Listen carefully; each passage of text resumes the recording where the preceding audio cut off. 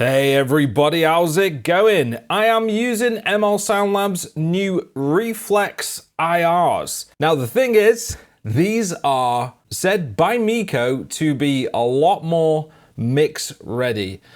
Now I really don't like the term mix ready. I always feel like I need to EQ, I need to process things the way I always do. I need high passes, low passes, I need EQ cuts. It differs from sound to sound. But generally, I'm making kind of the same moves on pretty much anything I use. But these IRs are meant to be different. And you know what? I've tried a lot of amp sims and IRs that state that they're mix ready, and I'm always doing the same sort of thing regardless. And I've, grown to not like the term mix ready. It's a bit misleading. But I've got to say here, guys, these sound amazing with way less processing than I usually do. I'm going to play this mix, then after the song is done, I'm going to go through what I did.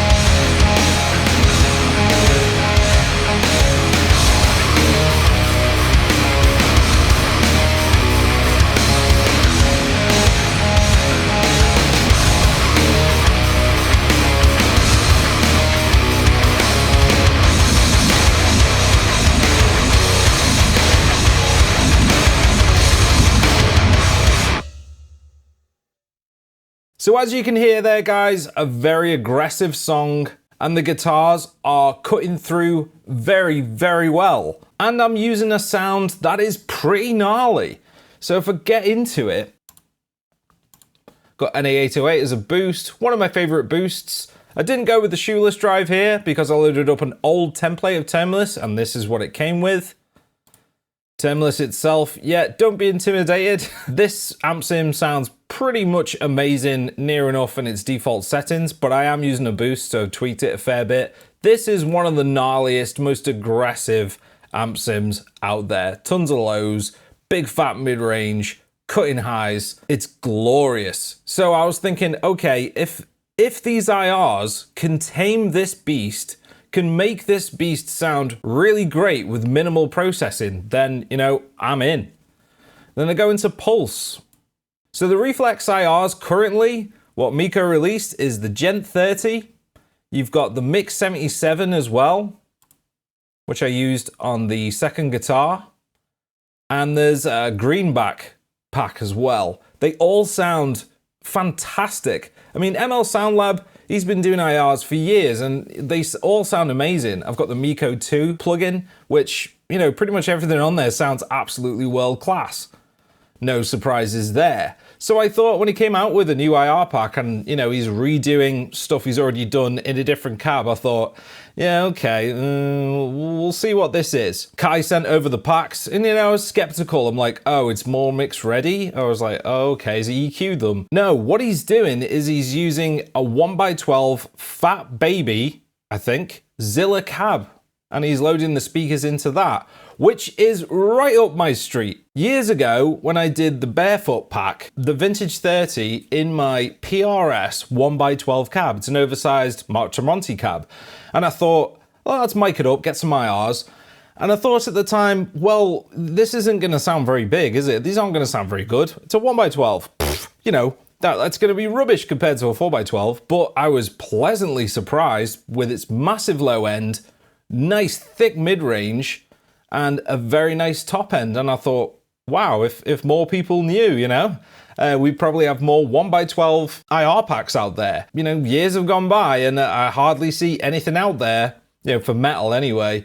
Usually you think 1x12 cab, open back, Fender cleans and breakup tones and all that kind of thing. But no, you can absolutely get the punchiest, most raunchy, crazy metal tones out of 1x12 cabs. So that is what piqued my interest, that the fact that Miko is using a 1x12 cab, because that's right up my alley. And I've got extensive experience with the Zilla Fat Baby cab. My mate got a custom made Fat Baby with a Celestian Redback in it. And I've got to say, I got IRs of that. That is the Red Giant pack, which is linked below, guys, if you want to check that out. And I've got to say, it's got the smoothest mid-range I think I've ever heard. It's still aggressive sounding, but like Miko said, 4x12 cabs come with, you know, quote unquote problems. You know, they're not designed for, you know, miking up in a studio and all that kind of thing. They were meant for loud stages so guitarists could get more volume and get the biggest sound possible.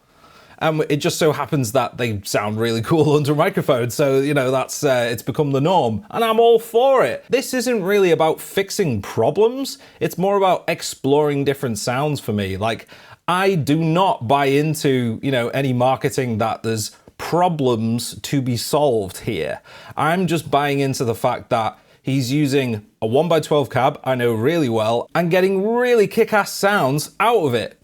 So what do we got here? I'm using the Mix 77 Smooth on the second guitar, and on the first guitar this is the Gent 30 Perfect, and I'll just solo out the guitars. This is going through my master chain. I will just quickly turn off the tone shaping part of that master chain and just leave the limiters on there. And Mojo, we'll just turn Mojo off because that is coloring the sound a little bit. So there's just limiters and volume boosting on here, guys.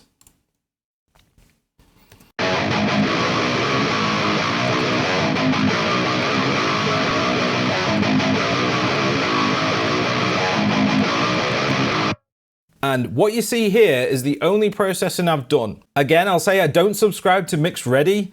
That term, I just don't subscribe to it at all. I'm never swayed by it. So I've got a high pass here at 100 Hertz. I'll just turn things on and off so you can hear what's going on.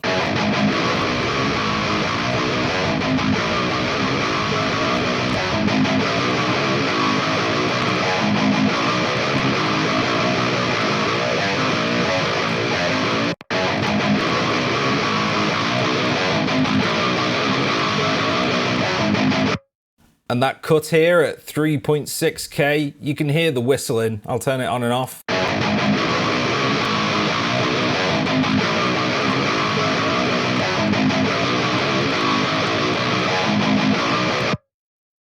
There's always a build up around 3K, and this just so happens to be 3.6K.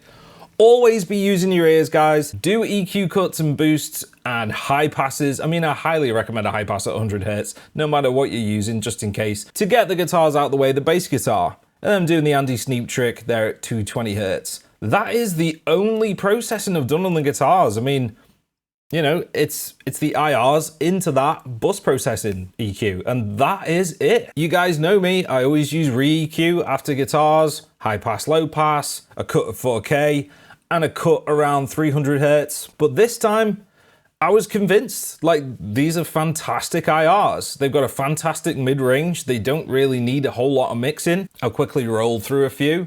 This is the Gent pack. I'll just press play and flick through some IRs.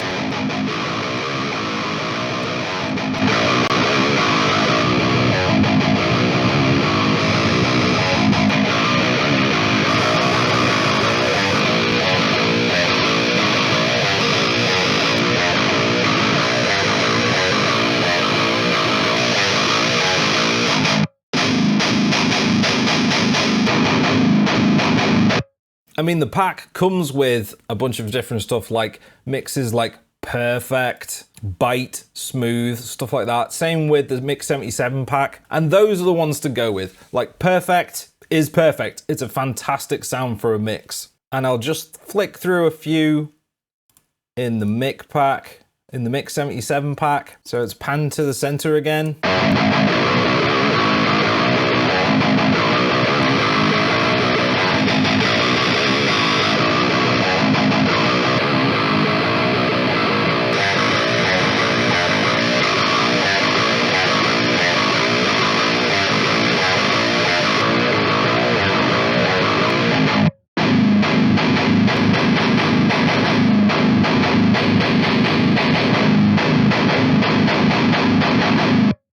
Yeah, smooth. Definitely my favorite out of that pack. So overall, guys, this wasn't about me trying to prove that 1x12 IRs are better than 4x12 IRs or 2x12 IRs. That's absolutely not true. I think all cabinets have their own character and they all sound great in their own way. But 1x12 cabs are very much overlooked, and it's nice to see someone who's as experienced as Miko like trying it out and getting fantastic results and putting these out. So that's why I wanted to make this video. Plus, I made this mix and I was having fun doing it. I wanted to show you this tune. So have you guys tried these IRs out? What do you think, guys? Is this just more option paralysis for you guys, or are you interested in something like this? Let me know down below in the comments. Thanks for watching, guys. I really appreciate it. And subscribe if you want to see more metal related stuff. I'll be back sometime with a video on something else. So until then, ciao.